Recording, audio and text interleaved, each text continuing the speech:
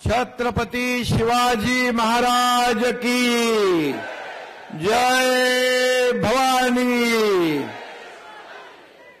आजच्या छत्रपती शिवाजी महाराजांच्या अश्वारूढ पुतळ्याचं उद्घाटन, लोकार्पण आणि कृषी भवनाचं लोकार्पण आणि आता या माझ्या माता भगिनींच्या मेळाव्याचं हे मोठं स्वरूप इथं पाहायला मिळतंय।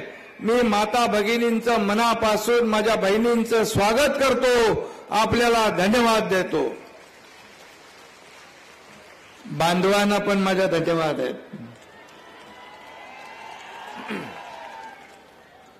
कारण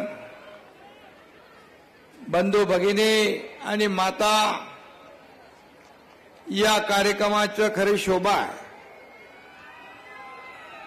आज व्यासपीठावर आपले गुलाबराव बसलेत,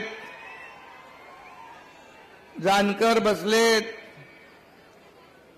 आणि आपल्या खासदार भावनाताई आहेत, आपले सर्व आमदार किरण सरनाईक आहेत, विप्लव आहे, आपलं बाजोरिया आहेत आणि सगळे संत महंत आहेत तिकडे। आणि व्यासपीठावर सर्व मान्यवर आहेत। व्यासपीठ मोठं आहे, भव्य दिव्य, पण त्याहीपेक्षा तुमची एवढी जर उपस्थिती नसती तर या व्यासपीठाची शोभा वाढली नसती।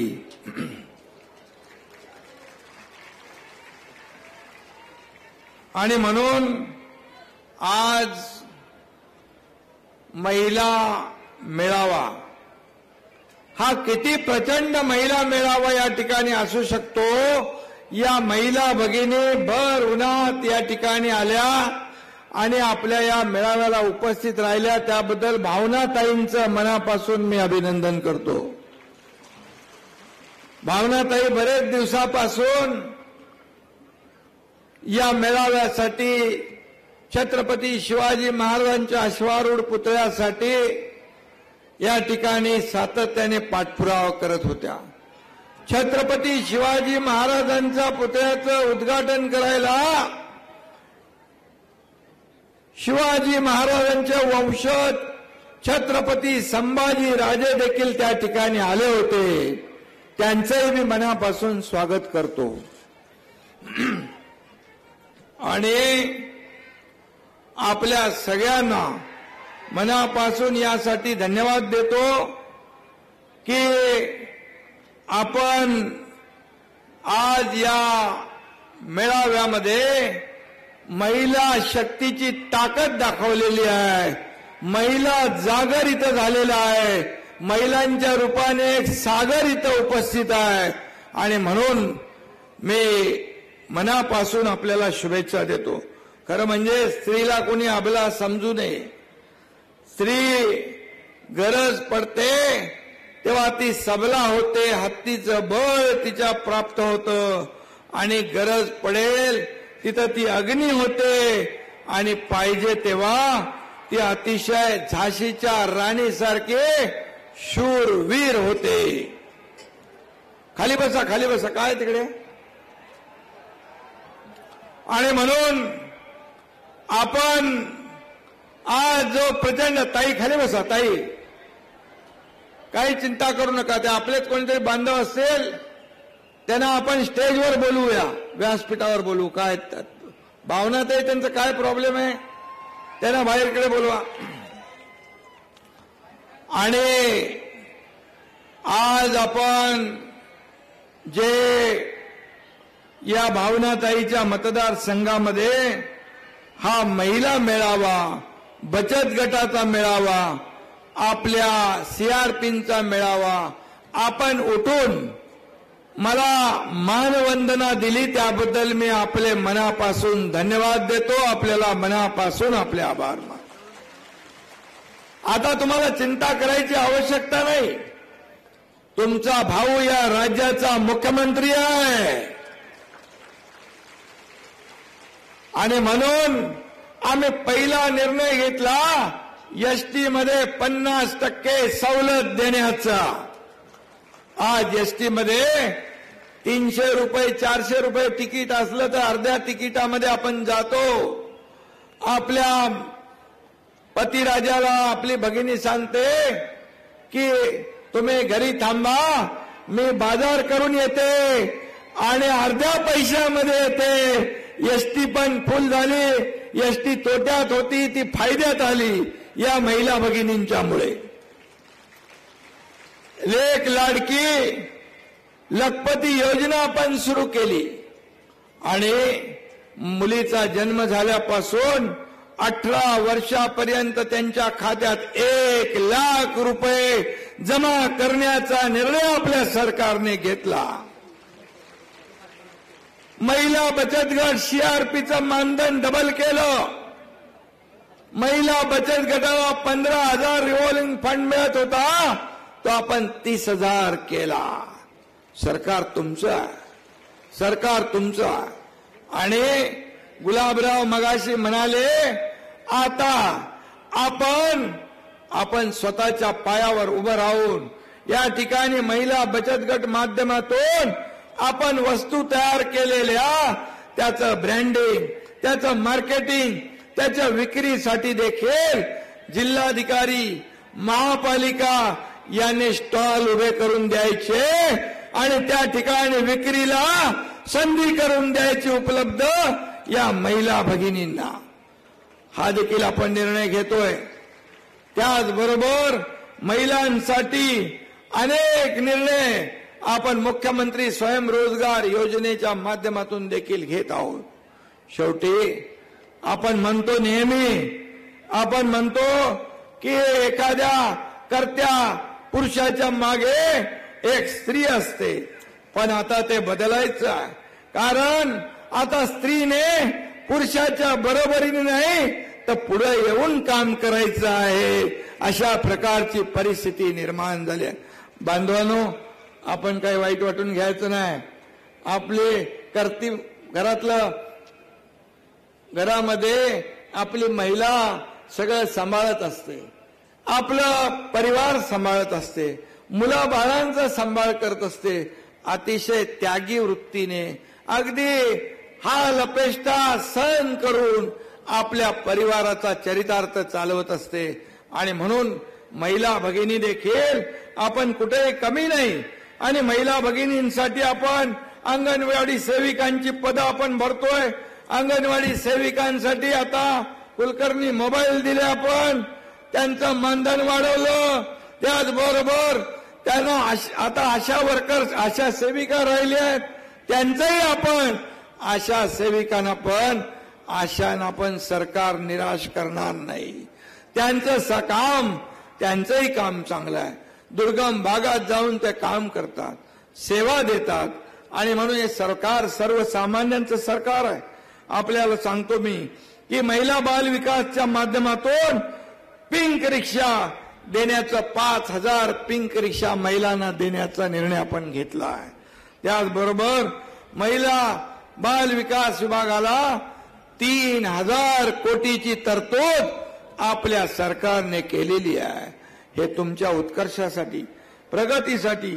आणि म्हणून आपल्याला मी एवढंच सांगेन की आपण जेव्हा उच्चारतो शब्द महिला सक्षमीकरणाचा, तेव्हा डोळ्यासमोर नावं येतात.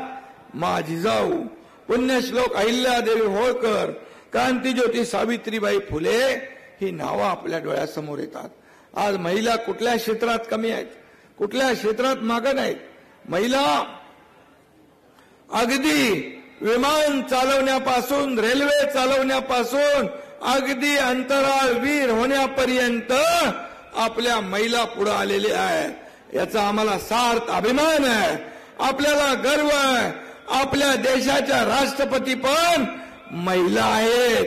द्रौपदीताई मुर्मू या महिला, एक आदिवासी भगिनी, याचाही आपल्याला सार्थ अभिमान आहे. आणि म्हणून मोदी साहेबांनी देखील महिलांसाठी खूप मोठ्या योजना केल्यात. आणि जसं बाळासाहेब 80% समाजकारण, 20% राजकारण, हा त्यांचा मूल मंत्र होता. आणि त्याप्रमाणेच या ठिकाणी आदरणीय प्रधानमंत्री महोदयांनी देखील अनेक निर्णय घेतले महिला सक्षमीकरणासाठी.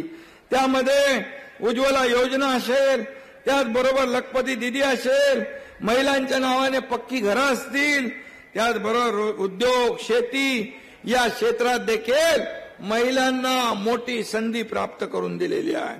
आणि म्हणून मोदीजींनी नवीन संसद भवनामध्ये पहिलं विधेयक मंजूर झालं ते महिला आरक्षणाचं. त्यामुळे महिलांना किती प्राधान्य केंद्र सरकार पण देत आहे आणि राज्य सरकार पण देत आहे. आणि म्हणून आज आपण स्टँड अप इंडिया योजना असेल, प्रधानमंत्री मुद्रा योजना असेल, महिला समृद्धी योजना असेल, यासारख्या विविध योजना यांना बळ महिलांना देण्यासाठी आपण काम करतोय. त्याचबरोबर बेटी बचाओ बेटी पढाओ, सुकन्या समृद्धी योजना, बालिका समृद्धी योजना यामधून महिला सुरक्षित करण्याचं काम केंद्र आणि राज्य सरकार करते आहे. त्याचबरोबर मातृवंदना योजनेतून महिलांचं आरोग्य हित जपण्याचं काम देखील आपण करतोय. आणि म्हणून या छत्रपती शिवाजी महाराजांच्या आज अश्वारूढ पुतळ्याचं उद्घाटन झालं. आज आपल्याला मी सांगू इच्छितो की छत्रपती शिवाजी महाराजांच्या आदर्श डोळ्यासमोर ठेवून आपण राज्य कारभार करतोय. या राज्यामध्ये सर्वसामान्य माणसाला न्याय मिळाला पाहिजे. शेतकरी, कष्टकरी, कामगार, माझ्या माता भगिनी, तरुण, युवा, ज्येष्ठ या सगळ्यांना आज परवा जे अर्थसंकल्प झाला अंतरिम, त्यामध्ये सर्व समावेशक लोकांना आपण त्याच्यामध्ये न्याय दिलेला आहे. आणि म्हणून शेतकरी आपला बळीराजा हा आपला अन्नदाता आहे. मी आपल्याला सांगू इच्छितो, आपलं सरकार आल्यानंतर शेतकऱ्यांना नुकसान भरपाई, अवकाळी, गारपीट, अतिवृष्टी जेव्हा येते तेव्हा एनडीआरएफचे जेवढे मदत होती त्याच्या दुप्पट आपण मदत देण्याचा निर्णय घेतला. 2 हेक्टरचे 3 हेक्टर केले. 1 रुपयामध्ये पीक विमा योजना देणारं हे राज्य देशातलं पहिलं राज्य आहे. आणि त्याचबरोबर आपण 6,000 रुपये केंद्र सरकारचे मोदी साहेबांचे होते, त्यामध्ये राज्याचे आणखी 6,000 टाकले आणि आता 12,000 रुपये शेतकऱ्याला वर्षाला मिळणार. हे सरकार आहे, ह्या सरकारचं काम आहे. आणि म्हणून मागेल त्याला शेततळं, ठिबक सिंचन या सगळ्या योजना आहेतच.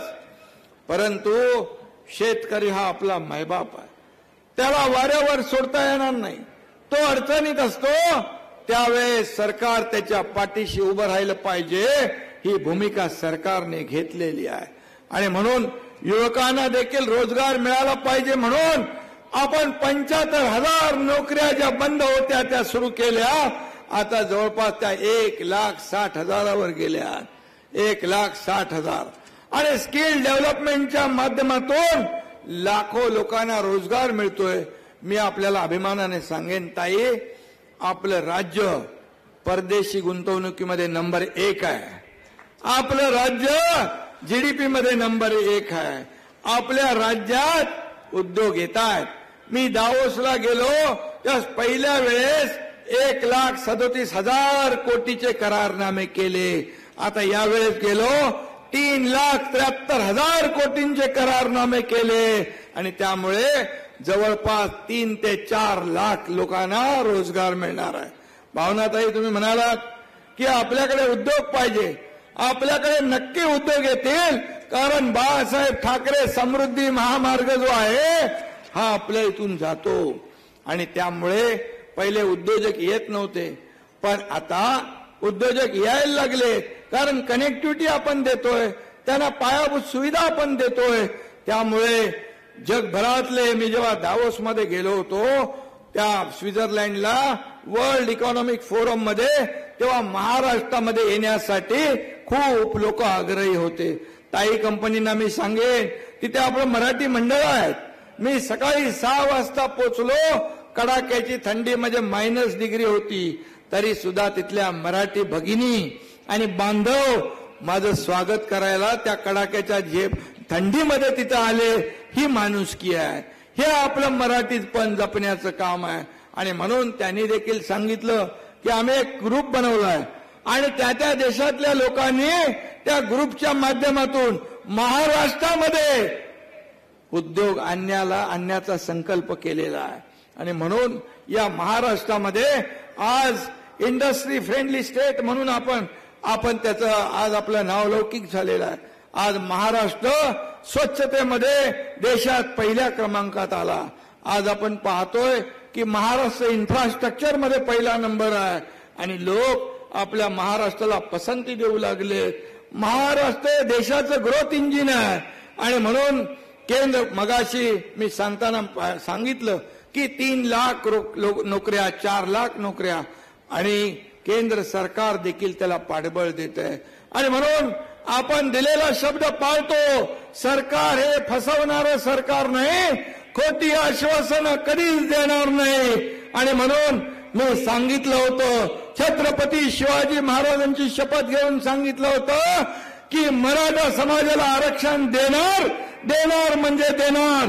ओबीसीला धक्का न लावता ते मराठा आरक्षण देण्याचा निर्णय घेतला आणि शपथ पूर्ण केली. काल तुम्हाला मी सांगतो, पोलीस भरती 22,000 भरती चालू झाले. मराठा मुलं त्या भरतीमध्ये उभे राहिले. ती भरती चालू झाली. मग दिलेला शब्द पाळणारं हे सरकार आहे. खोटं आश्वासन देणारं सरकार नाही. तोंडाला पानं पुसणारं सरकार नाही. पूर्वीच्या सरकारने 50,000 रुपये जे नियमित परतफेड शेतकरी करत होते त्याची घोषणा केली, परंतु पैसे दिले नाही. पैसे आपल्या सरकारने दिले, महायुतीच्या सरकारने दिले.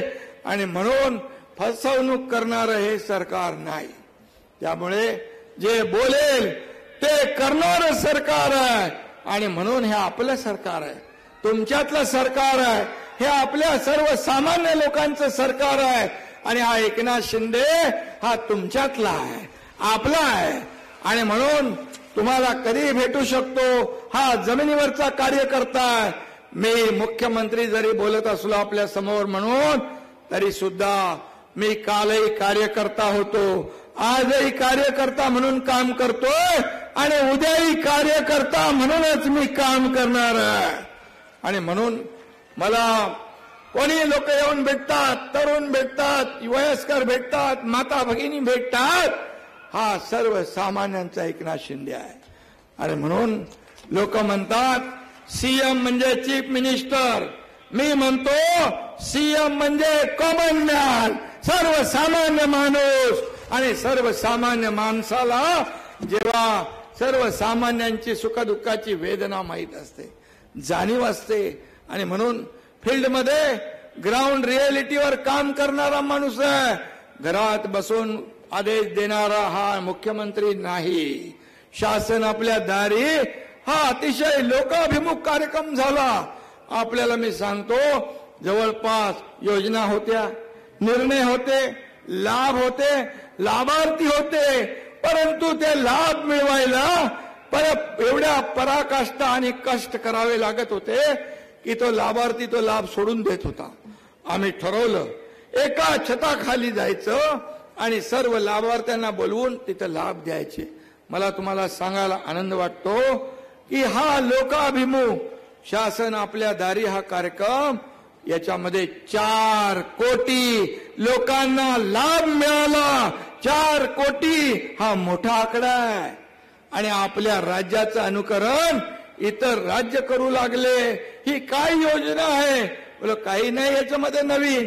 कलेक्टर, सीओ, बीडीओ, तहसीलदार, तलाठी हे सगळे काम करतात, नोंदणी करतात आणि त्या नोंदणीप्रमाणे त्यांना बोलवतात. मग कुणाला घर असेल, कुणाला दाखला असेल, शेतकऱ्याला ट्रॅक्टर असेल, पॉवर ट्रिलर असेल, हार्वेस्टर असेल, सगळं जे जे काय आहे हे समोर उभं करून ठेवलेलं असतं आणि त्यामधून लाभार्थी येतात, चाव्या घेऊन जातात.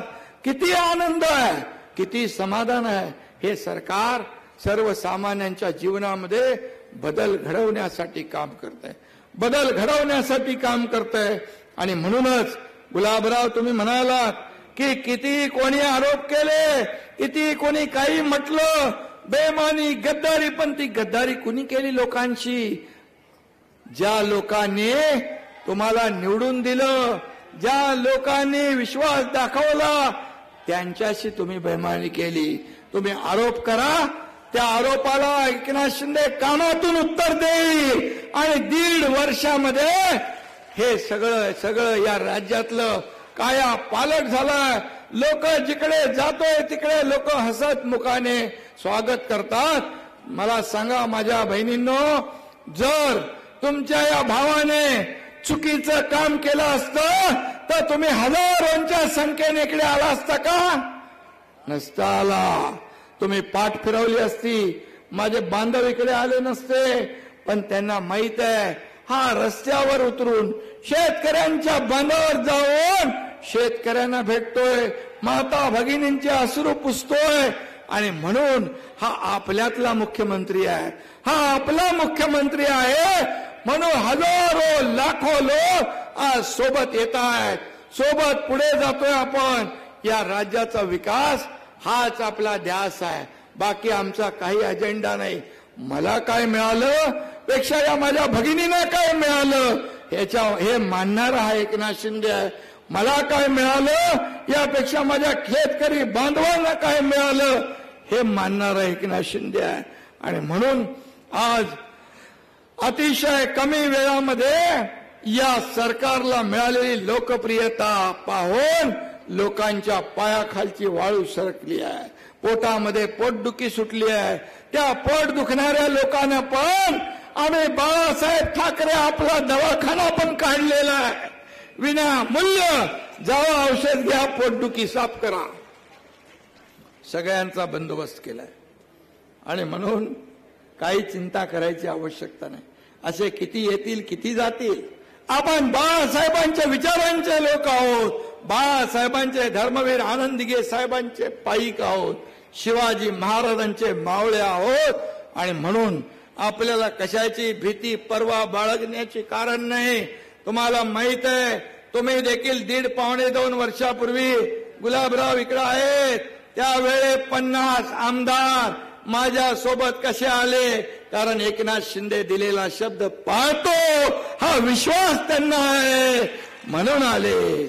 आणि म्हणून हे धाडसी काम करण्यासाठी बाळासाहेबांचा सच्चा शिवसैनिक लागतो, दुसरा ऐऱ्या गैऱ्याचं काम नाही. आणि म्हणून मी एकच सांगतो, जे जे काही करणार ते या राज्याच्या हितासाठी, जे जे काही करणार या माता भगिनी बांधव शेतकऱ्यांच्या हितासाठी.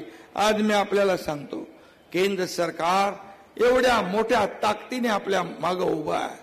आदरणीय प्रधानमंत्री महोदयांना आपण जेव्हा जेव्हा बोलवतो उद्घाटनाला, भूमिपूजनाला, त्या वेळेत ते येतात. मग नव्या मुंबईमध्ये महिला 1 लाख महिला त्या ठिकाणी आदरणीय प्रधानमंत्री महोदयांच्या कार्यक्रमाला, भावनाताई तुम्ही पण होते त्या दुसऱ्या एका कार्यक्रमात. आणि खरं म्हणजे आज आपल्या देशाची मान जगात उंच करण्याचं काम कोणी केलं तर आदरणीय आपल्या प्रधानमंत्री महोदयांनी. आज देशामध्ये देशाचं नाव जगभरात सन्मानाने घेतलं जातं. आज आपली अर्थव्यवस्था महासत्तेकडे चालली आहे. आणि म्हणून पुन्हा एकदा या देशात कधी आपण पाहिलं एक तरी डाग आदरणीय प्रधानमंत्री महोदयांना कधी लागला? 10 वर्षामध्ये एकही डाग लागला नाही. आणि 10 वर्षात त्यांनी 50-60 वर्षाचं काम केलं. जे 50-60 वर्षात होऊ शकलं नाही ते 10 वर्षामध्ये केलं. एकही दिवस सुट्टी न घेणारा हा तुमचा भाऊ प्रधानमंत्री या देशाला लाभलेला आहे.